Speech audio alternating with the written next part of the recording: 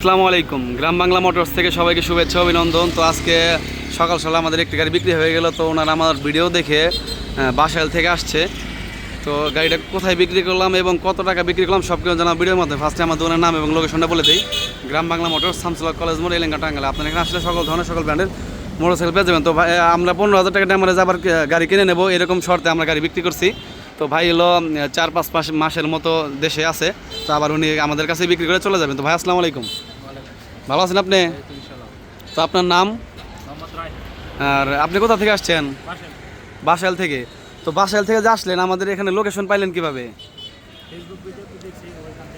আচ্ছা আচ্ছা। তো আমরা ভিডিওতে যেরকম দেখেছিলাম গাড়ি ওরকমই পাইছেন না কোনো কম বেশ আছে? আর যে দামের দিলাম আপনাদের, কত টাকা বিক্রি করলাম গাড়িটা?